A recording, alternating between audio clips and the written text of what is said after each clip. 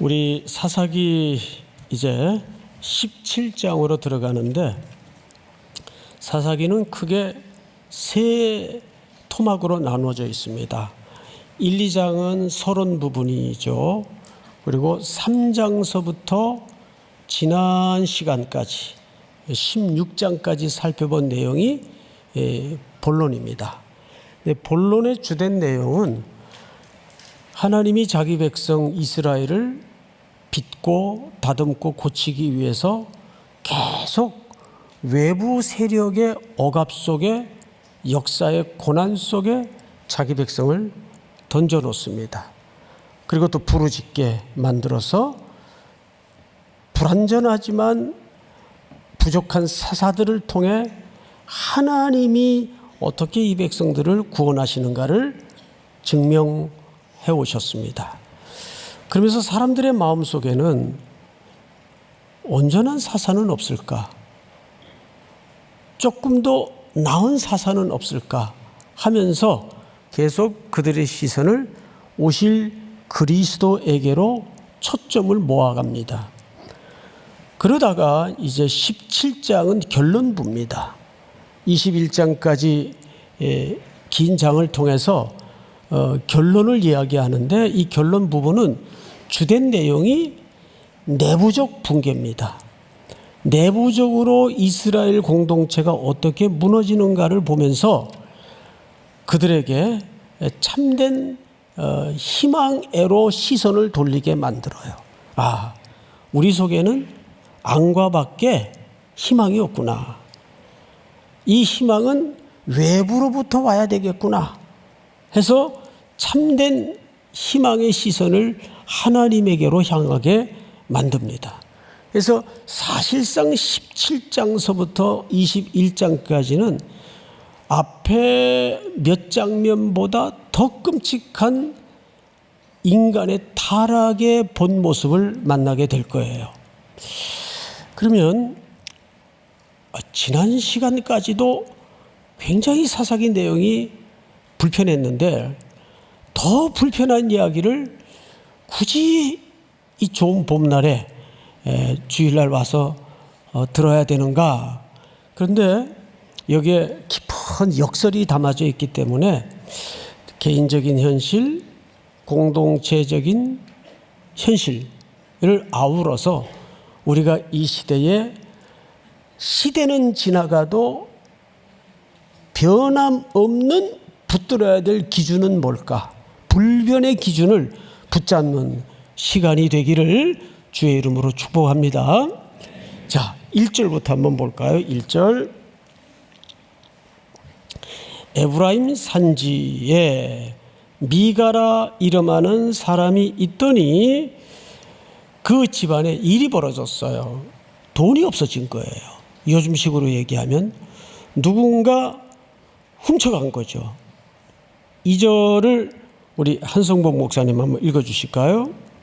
그의 어머니에게 이르되 어머니께서 은 1,100을 잃어버리셨으므로 저주하시고 내 귀에도 말씀하셨더니 보소서 그 은이 내게 있나이다. 내가 그것을 가졌나이다 하니 그의 어머니가 이르되 내 아들이 여호와께 복 받기를 원하노라 하니라. 네, 이게 한글 성경만 읽어서는 뭔 소린고 하겠어요. 좀 풀어서 설명을 드리겠습니다. 어머니가 꽤 재력이 있었던 것 같습니다. 은 1,100세겔이 갑자기 집안에서 없어져 버린 겁니다. 도둑을 맞은 거죠. 그래서 어머니가 또 한성깔 했던 것 같아요. 화가 나가지고 정말 험한 저주를 퍼부었어요. 누구든지 이 훔쳐간 놈은 뭐 우리 어머니들 손모가지가 뭐 어떻고 그런 욕 많이 하죠. 그것도 여호와의 이름으로 저주를 퍼부은 거예요.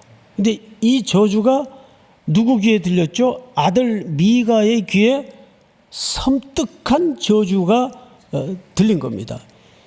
야, 이 큰일 났다. 이거 내가 훔쳐갔는데 저 엄마의 저주가 내게 그대로 임할 텐데 큰일 났구나 해서 어머니한테 찾아갑니다. 어머니, 사실 그 1100세겔은 제가 훔쳤습니다. 그러니까 방금 저주했던 그 입으로 내게 복이 있을지어다.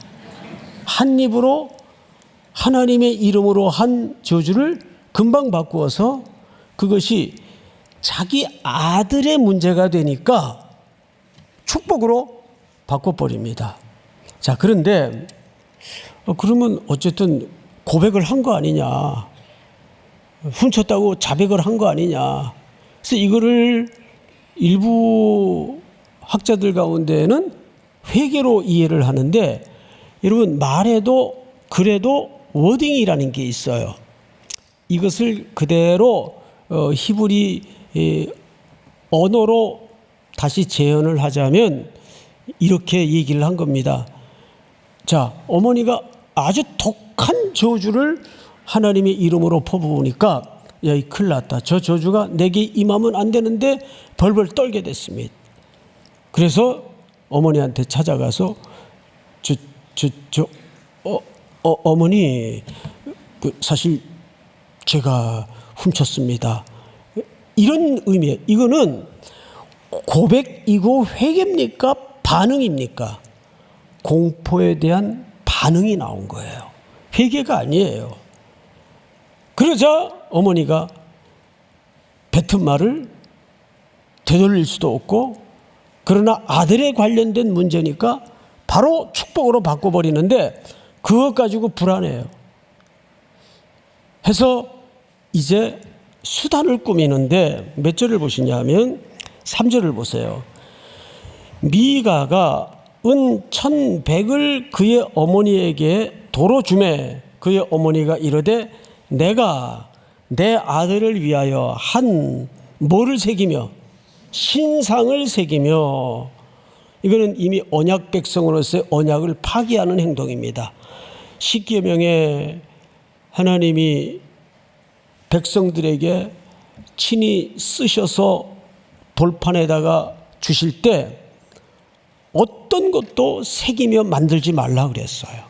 근데 여지없이 개인의 욕망 앞에 말씀은 무참하게 파괴됩니다. 신상을 새기며 한 신상을 부어 만들기 위해 내 손에서 이 은을 여호와께 거룩히 드리노라. 앞을 잠깐 보실까요? 여기서 거룩히 드린다라는 이 말은 이방 종교인들이 자기들의 신에 자기들의 제단에 제물과 예물을 드릴 때 쓰는 수식어입니다.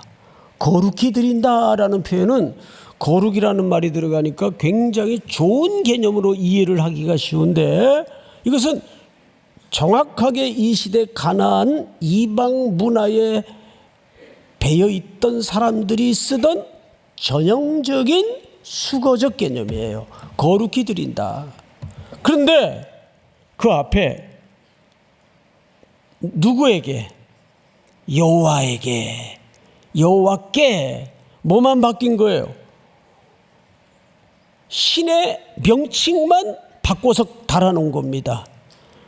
이것은 여호와를 자기네들이 섬기는 여러 신 중에 한 분으로 밖에는 취급을 안 하는 하나님의 영광을 전락시키는 행위예요. 동시에 여기에서 뭐가 벌어지냐면 혼합주의가 벌어집니다.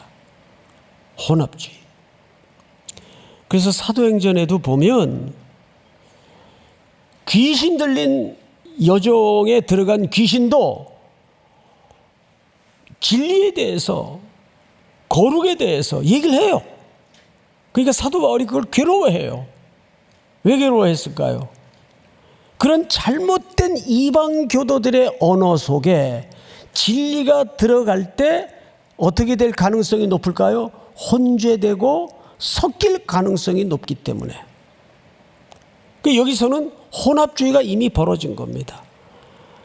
내게 유익이 된다면야 뭐 이방의 풍습이든 어쨌든 하나님의 이름만 갖다 붙이면 되지 뭐. 그때부터 더 이상 기독교는 하나의 수단이 되는 겁니다. 복음은 그들의 욕망을 분출시키기 위한 수단이 돼버리고 마는 거죠. 성경을 다시 보십시다. 그래서 여기 3절을 보시면 여호와께 거룩히 드리노라. 그러므로 내가 이제 은을 내게 도로 주리라. 4절 다 같이 읽습니다. 시작. 미가가 그 은을 그의 어머니에게로 도로 주었으므로 어머니가 그 은 200을 가져다 은장색에게 주어 한 신상을 새기고 한 신상을 부어 만들었더니 그 신상이 미가의 집에 있더라. 그 사람 미가에게 신당이 있으므로, 이미 집안에는 신당이 있어요. 그가 에봇과 드라빔을 만들고 한 아들을 세워 그의 제사장으로 삼았더라. 개인 제사장을 채용을 한 겁니다. 자, 이제 종교적으로는 완벽하게 프로젝트상 세팅이 다 됐어요. 자, 집안에 이제 신당이 이미 있었어요. 그리고 신상을 만들어 새겼습니다. 또 드라빔을 넣었어요. 이 드라빔은 가나안 이방 종교의 가정 수호신입니다. 그리고 제사장들만이 거룩히 입을 제사장 의복을 복사판으로 만들어 가지고 딱 가운까지 걸쳐 입었습니다. 겉으로 볼 때는 완벽한 세팅이 이루어진 겁니다. 게다가 절대 어려웠던 제사장까지 채용이 됐어요. 이 제사장은 어떻게 채용이 됐는가를 한번 보십시다. 7절 보기 전에 6절 여러분들 한번 같이 읽어볼까요? 시작. 그때에는 이스라엘에 왕이 없었으므로 사람마다 자기 소견에 옳은 대로 행하였더라. 네, 그때에 이스라엘에 왕이 없었으므로 사람들이 자기 소견에 옳은 대로 행하였더라. 이 불편한 문장은 사실상 인류의 역사를 꿰뚫는 굉장히 통찰력 있는 표현이에요. 사사기는 이 문장으로 끝이 납니다. 21장 25절 마지막 절을 한번 볼까요? 시작. 그때에 이스라엘에 왕이 없으므로 사람이 각기 자기의 소견에 옳은 대로 행하였더라. 여기서 주목할 것은 사람들이 각기 자기 소견에 무엇대로 옳은 대로 행하였더라. 이 옳다라는 말이 이 원문에는 어떻게 되어 있는가 하면 야샤르라고 되어 있어요. 야샤르. 근데 이 야샤르라는 말이 사실 무엇과도 교대로 쓸 수 있는 표현인가 하면 창세기 1장에 하나님이 세상을 창조하시고 늘 매일 반복해서 하셨던 말씀이 뭐예요? 보시기에 좋았더라. 그런데 창세기에 보시기에 좋았더라는 주어가 누굽니까? 하나님이. 근데 사사기에 이 옳은 대로 또는 좋았더라라는 의미로 해석할 수 있는 이 표현의 주어는 누굽니까? 사람이에요. 사람이 보기에 좋았더라. 우리 공동체의 현실적인 얘기를 좀 할까요? 우리 이제 청빙이 다시 시작이 됐습니다. 기도에 많이 나오세요? 근데 문제는 우리 이 청빙 과정을 통해서 우리가 새롭게 교정되지 않으면 안 될 게 하나 있습니다. 보통 청빙은 그 교회의 필요와 시대의 적절성과 또 시대의 패턴과 이런 기준에서 사람을 모시려고 찾는 경우가 많아요. 그리고 이력서 받고 추천에 의해서 서류 검토하고 그분이 익숙하고 잘 하시는 설교 몇 편 들어보고 이렇게 모시는 경우가, 결정하는 경우가 많죠. 그런 과정이 무의미하다는 말은 아니에요. 그런데 이번 다시 시작하는 청빙 과정을 통해서는 우리가 필요해서 우리가 보기에 좋은 목자가 찾아져서는 안 됩니다. 누구의 눈에? 하나님의 시선에 좋은 목자, 숨어있는 목자. 그래서 청빙은 뽑는 과정이 아니고 만남의 과정이라고 말씀을 드리는 겁니다. 믿으십니까? 정말 한 영혼의 숫자에 연연하지 않고 한 영혼의 목숨을 걸 수 있는 목자. 어떤 경우 앞에서도 흔들리지 않고 시대를 불문하고 하나님의 말씀에 깊이 천착할 수 있는 목자. 믿으십니까? 이런 목자를 하나님의 시선에서 찾아주십시오. 그래서 청빙의 과정은 우리가 먼저 우리의 시선이, 우리의 렌즈가 리셋되는 과정이 돼야 됩니다. 인류의 역사가 에덴의 타락이 왜 시작이 되었습니까? 보암직도 하고 먹음직도 하고 탐스럽기도 하여. 기억나시죠? 어떤 시선을 가졌느냐가 문제예요. 이것은 단지 공동체적인 과제의 문제에 국한된 문제일까요? 내 개인의 삶. 우리가 보기에는 왜 하필 저런 사람을? 그런데 하나님의 성경의 렌즈를 달고 있는 사람은 벌써 보는 관점이 달라요. 그럼 이 안에 뭐가 들어가 있어야 되겠어요? 하나님의 말씀에 깊이 붙잡혀 있어야 돼. 온 교회가. 그리고 은혜의 손길에 붙들려 있어야 됩니다. 그럴 때 우리가 하나님의 시선으로 모든 은혜를 구할 수가 있습니다. 이것이 새로워지지 않으면 사업도 인생도 결혼도 취업도 마찬가지예요. 답이 없어요. 그래서 오늘 첫 번째 기도 제목이 뭐냐면 하나님의 말씀을 수단하지 않도록 도와주시고 내 욕망의 분출구로 삼지 않도록 도와주시옵소서. 두 번째 기도 제목이 뭐냐면 먼저 내 시선이 바뀌게 하여 주시고 우리 삼일교회 시선이 바뀌게 하여 주시옵소서. 그런 청빙으로 준비되기를 축복합니다. 또 그런 승리가 여러분 삶 속에 이어지기를 축복합니다. 자, 마지막으로 성경을 다시 보십시다. 7절 유다 가족에 속한 유다 베들레헴에 한 청년이 있었으니 그는 어느 지파 사람입니까? 레위 사람이에요. 레위 사람으로서 거기서 거류하였더라. 베들레헴에 살았어요. 자, 그런데 이 레위 사람은 도대체 어떤 사람들이고 뭐 하는 사람들이냐? 우리 성경을 몇 구절 한번 확인해 보십시다. 우리 한 목사님 한번 읽어 주시기 바랍니다. 그러므로 레위는 그의 형제 중에 분깃이 없으며 기업이 없고 내 하나님 여호와께서 그에게 말씀하심 같이 여호와가 그의 기업이시니라. 레위 지파는 땅을 분배할 때 유업이 없었어요. 일부러 하나님이 이 레위 지파만 내가 직접 너희의 기업이 되겠다. 그리고 이 땅의 것들을 주지 않았습니다. 그럼 이 사람들은 어떻게 먹고 살라는 말입니까? 다음 구절을 띄워주실까요? 목사님 시작.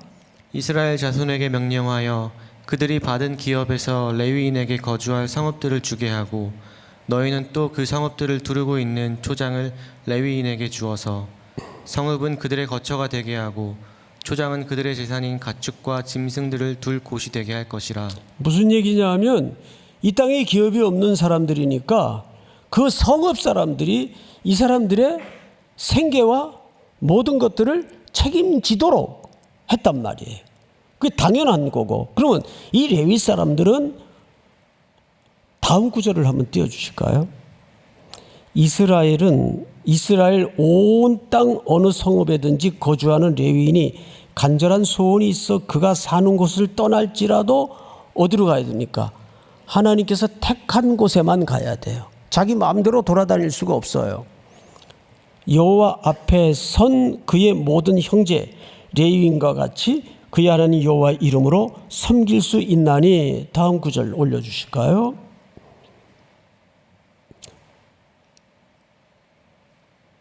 여기가 끝인가요? 예.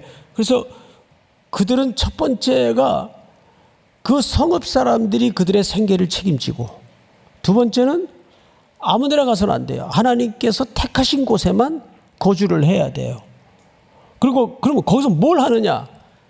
예배를 가르치고 예배를 인도하고 말씀을 풀어주고 제사장 역할을 하는 거예요. 이 사람들의 인생의 목적이, 부름받은 목적이. 자, 그런데 오늘 사사기에 뜬금없이 등장하는 레위의 모습을 보면 이 사람이 지금 레위인으로서 유다 지파에 속한 사람이에요. 그리고 유다 땅에 살아요. 베들레헴에 살아요. 자, 그런데 8절 우리 같이 읽어보십시다. 시작. 그 사람이 거주할 곳을 찾고자 하여 그 성읍 유다 베들레헴을 떠나 가다가 에브라임 산지로 가서 미가의 집에 이르매. 네, 하나님이 택한 장소가 아니라 이렇게 된 거죠. 어디 좀 더 넓은데, 더 편안한데, 어디 좀 넉넉히 먹고 살 데 없나 돌아다니는 거예요. 하나님의 뜻과 아무 상관없이 이미 소명의 자리를 이탈한 레위인이 돼버린 거죠. 그러다가 재력이 있는 미가의 집에 안착을 하게 됩니다. 근데 마침 미가도 모든 종교적인 세팅은 다 됐는데 아직 뭐가 없었어요? 제사장이 없었어요. 누이 좋고 매부 좋고 서로 필요가 맞은 겁니다. 해서 제안을 합니다. 다음 절 우리 한 목사님 한번 읽어주세요. 미가가 그에게 묻되 너는 어디서부터 오느냐 하니 그가 이르되 나는 유다 베들레헴의 레위인으로서 거류할 곳을 찾으러 가노라 하는지라. 거류할 곳을 찾으러 가느라. 그러니까 하나님의 소명지를 찾아가는 게 아니라 먹고 살 때를 찾으러 떠돌아다니는 겁니다. 이미 소명의 자리를 이탈한 이 하나님의 종은 이미 생계의 인생의 중심추가 넘어가 버리고 말았어요. 그리고 이제 10절을 여러분들이 한번 읽어보실까요? 10절 시작. 미가가 그에게 이르되 내가 나와 함께 거주하며 나를 위하여 아버지와 제사장이 되라. 내가 해마다 은열과 의복 한 벌과 먹을 것을 주리라 하므로 그 레위인이 들어갔더라. 서로 이제 연봉 체결이 된 거예요. 그럼 잘 됐다. 우리 집에 가정 제사장이 한 사람 필요한데 모든 거 다 갖추었는데 이렇게 하자. 우리가 은 10개와 그다음에 또 뭡니까? 의복 한 벌과 먹을 것을 주겠다. 그래서 체결이 됐습니다. 그 대신 네가 우리 집에 아버지가 되고 제사장이 되라. 여기 아버지라는 말은 무슨 물리적인 그런 아버지 개념이 아니고 종교 지도자가 되고 나아가서 예배가 있을 때마다 구색을 좀 갖춰다오. 이렇게 된 거죠. 이제 풀 세팅이 됐어요. 아주 멋진 종교적인 형태를 갖추게 됐습니다. 마지막 13절을 전체가 한번 같이 읽어볼까요? 시작. 이에 미가가 이르되 레위인이 내 제사장이 되었으니 이제 여호와께서 내게 복 주실 줄을 아노라 하니라. 비극적인 절정이죠. 그리고 미가는 거짓 확신을 갖게 됩니다. 가장 비극적인 절정이에요. 이것이 거짓말의 구조적 악입니다. 거짓 확신의 구조적 악입니다. 그런데 소름 끼치는 것은 이것이 현대 신앙인들의 현대교회 패턴일 수 있다는데 소름이 끼치는 거예요. 얼마든지 이런 일들이 벌어질 수 있다는데 소름이 돋는 거죠. 불편한 얘기입니다. 자, 그러면 우리는 여기에서 이 시간 함께 기도해야 될 세 가지 제목을 좀 기억했으면 좋겠어요. 첫째, 하나님의 말씀을 개인의 욕망의 도구로 사용해서는 안 됩니다. 개인의 욕망의 분출구로 신앙을 이용해서도 안 됩니다. 기독교는 문지르면 나오는 마왕이 등장하는 요술램프 같은 것이 아니에요. 두 번째는 방금 말씀드렸던 것처럼 내 시선을 내려놓고 하나님의 시선으로 바꾸는 인생을 새롭게 시작해야 됩니다. 믿습니까, 여러분? 모든 문제가 어떤 시선을 갖느냐. 누구는 돌멩이로밖에 안 보이는데 누구는 어느 날 이거 보화구나 이렇게 되는 거죠. 그 차이가 뭘까요? 그걸 자기 실력과 내공의 싸움이 아니라 은혜라고 설명합니다. 은혜예요. 은혜 입은 사람이 그런 눈을 가질 수가 있어요. 은혜를 입은 사람이 입은 교회가 그런 시각으로 세상을 재석할 수가 있습니다. 그래서 여러분들이 기도할 때, 자손들을 위해서도 기도할 때, 미래를 위해서도 기도할 때 하나님 복된 눈을 갖게 하여 주시옵소서. 맨날 보기 좋고 번지르한 것만 쫓는 인생이 아니라 그 안에 보석을 볼 줄 아는, 그 안에 진짜를 볼 줄 아는 복된 눈을 갖도록 긍휼히 여겨 주시옵소서. 마지막 세 번째 기도 제목이 뭐냐면 진리는 안락과 자본의 논리에 휘둘려서는 안 됩니다. 근데 이 레위 사람은 하나님의 진리를 선포하고 진리를 가르치는 사람인데 자기의 안락과 자본의 논리에 빠져버리고 말았습니다. 이것은 개인도 그러려니와 공동체도 얼마든지 자본의 논리에 함몰될 수가 있어요.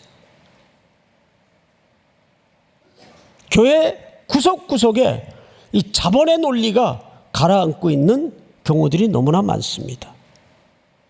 특별히 수라는 우상의 한국교회는 자유해야 돼요. 다시 우리의 시선이 그 한 영혼에 모아질 때 교회는 건강을 회복할 수가 있습니다. 믿습니까? 우리 다 일어나셔서 여호와께 돌아가자.